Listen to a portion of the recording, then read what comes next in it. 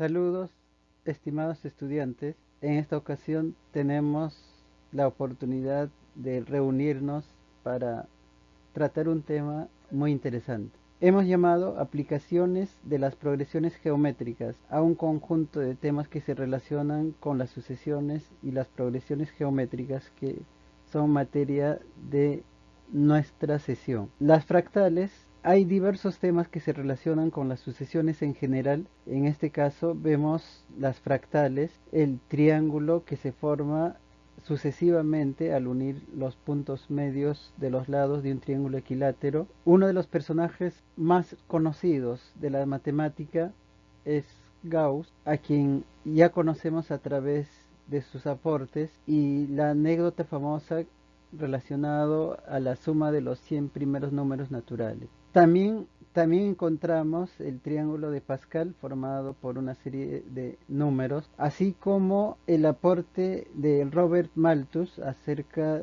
del crecimiento de la producción de alimentos y el crecimiento acelerado de la población. Leonardo de Pisa, llamado Fibonacci, descubrió la sucesión que lleva su nombre a través de analizar la forma como se reproducen los conejos. El triángulo de Pascal tiene diversas representaciones y aplicaciones. Cuando hablamos de Fibonacci, encontramos que los elementos, los términos de esta sucesión, si bien no forman una progresión aritmética ni geométrica en particular, obedecen a una regla de formación que consiste en que cada término a partir del tercero se obtiene sumando los dos términos anteriores. De esa forma no será difícil encontrar los términos siguientes. Esta historia es conocida.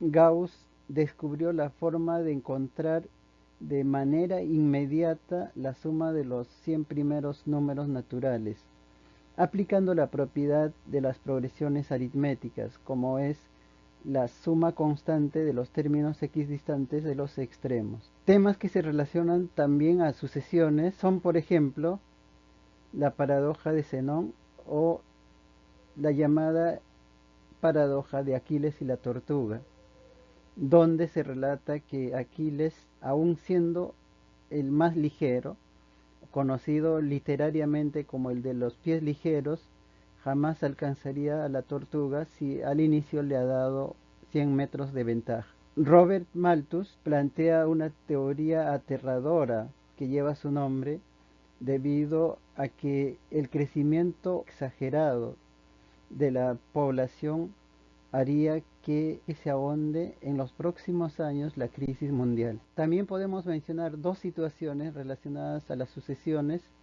como la paradoja de Zenón relacionado a Aquiles y la tortuga, así como la pirámide de Sierpinski, donde la idea de esta figura es la de un triángulo compuesto por varios triángulos en forma sucesiva que contienen otro construido por segmentos que unen los puntos medios de cada lado del triángulo inicial. La paradoja de Zenón de Elea se resume en esta frase, donde se expresa y se puede demostrar matemáticamente que Aquiles jamás alcanzaría a la tortuga si al inicio le ha dado una ventaja en la carrera.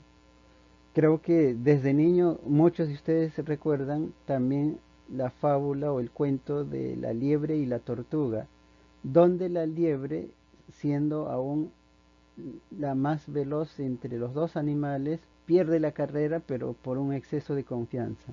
Cuando nos referimos a Robert Malthus, hay que destacar que plantea en su teoría, justificando las guerras, las epidemias y las catástrofes, para encontrar un equilibrio en la sociedad, debido a que la producción de alimentos, afirma, crece en progresión aritmética, mientras que la población crece en progresión geométrica, lo que hace avisorar que en los próximos años o décadas o siglos habría una crisis alimentaria mundial.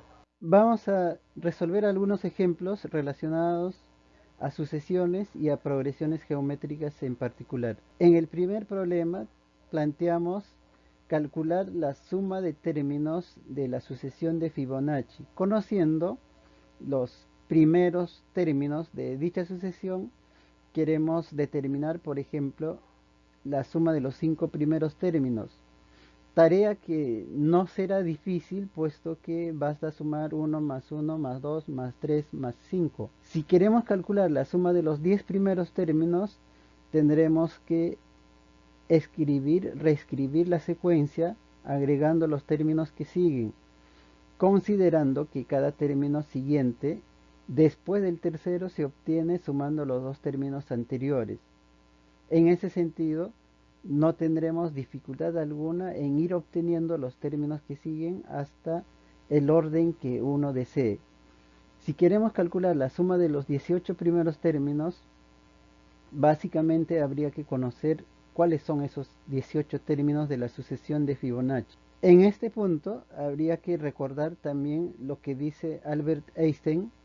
Puede que no lo haya dicho, puede que sí, pero la idea en sí es interesante porque habla del interés compuesto, que formaría también una sucesión distinta que cuando se habla del interés simple, donde el capital crece en forma determinada en menor medida que cuando se habla de las capitalizaciones en el interés compuesto. En el problema 1 queremos hallar la suma de términos de la sucesión de Fibonacci. Si queremos hallar la suma de los 7 primeros términos, habría que conocer esos 7 términos para sumarla en forma clásica, manual o tradicional. Si queremos conocer cuánto suman los 10 primeros términos o los 18 primeros términos, tal como planteamos en la diapositiva anterior, tendríamos que conocer esos términos para efectuar la suma. Pero es posible descubrir una relación cuando se trata de sumar términos de la sucesión de Fibonacci. Por ejemplo, al buscar la suma de los 5 primeros términos obtenemos 12, que se relaciona, que viene a ser el antecedente del séptimo término de la sucesión. También podemos entender con facilidad de que la suma de los 10 primeros términos es el 12º término disminuido en 1, por lo que podríamos tranquilamente decir ahora que la suma de los 18 primeros términos, conociendo el término vigésimo, el del lugar 20, viene a ser 6.764, que es el término vigésimo, es decir, el término subsiguiente del término 18º, restado o disminuido con el segundo término de la sucesión, por lo que en forma general se expresaría la suma de n términos de la sucesión de Fibonacci como a sub n más 2 menos a sub 2. Tenemos el siguiente problema. Se compra un terreno de 50 hectáreas para pagar en 12 años de la manera siguiente. El primer año se pagará $1, el segundo año se pagará $3, el tercer año se pagará $9 y así sucesivamente. Nos preguntan cuál es el importe del terreno en dólares. Viendo las alternativas, ya podemos ver que no va a ser tan pequeño el monto que se va a pagar por el terreno en cuestión. La progresión geométrica que forman las cantidades que se van a ir abonando a partir del primer año están representadas en esta progresión geométrica, donde no tendremos dificultades de identificar cuál es el primer término, cuál es la razón geométrica, y hallaremos luego la suma de términos de esta serie, que representan la suma de los términos de la progresión geométrica, aplicando la relación o la fórmula que conocemos. Suma de términos es igual al primer término multiplicado por la razón elevado al número de términos menos 1 entre la razón menos 1, efectuando las operaciones de la forma como saben todos ustedes, puesto que no sería muy difícil calcular 3 a la 12ª potencia, por ejemplo, descomponiendo en 3 a la sexta por 3 a la sexta. Sea cual sea la manera como se opere, vamos a poder determinar, efectuando las operaciones, finales de resta y división, el resultado o el importe de terreno que había que pagar por dicha compra. Hablamos un poco de las progresiones geométricas. En las progresiones geométricas hay que identificar el primer término, el término enésimo, la razón geométrica, el número de términos, con lo que se puede calcular no solamente el término enésimo, sino la suma de términos, y dependiendo del tipo de progresión geométrica, también podremos calcular la suma de términos si la progresión geométrica es ilimitada. El término enésimo se determina simplemente multiplicando el primer término por la razón elevado al número de términos menos 1. La suma de términos de una progresión geométrica está dada por la expresión siguiente: primer término por la razón geométrica elevado al número de términos menos 1 dividido entre la razón menos 1. La suma de términos de una progresión geométrica ilimitada se reduce al cociente del primer término sobre 1 menos la razón geométrica. Continuamos con el problema 3, donde se nos pide calcular el valor de la expresión o el valor de S representada por todas estas operaciones, identificando el tipo de progresión que representan los términos de la suma en el numerador y denominador. Vamos a poder aplicar la fórmula de la suma de términos de la progresión ilimitada, reemplazando el primer término en el numerador y la razón, que no va a ser difícil de encontrarla. Tenemos también de la misma forma en el denominador la posibilidad de reemplazar, y aún si es necesario aislar algún término, lo hacemos para poder efectuar sin dificultades de esta manera. Como todos ustedes saben, las operaciones con fracciones, sea suma, resta, multiplicación o división, nos llevan al siguiente resultado. Tenemos el problema número 4. Se deja caer una pelota desde una altura de 70 metros. En cada rebote la pelota alcanza los 5/6 de altura anterior.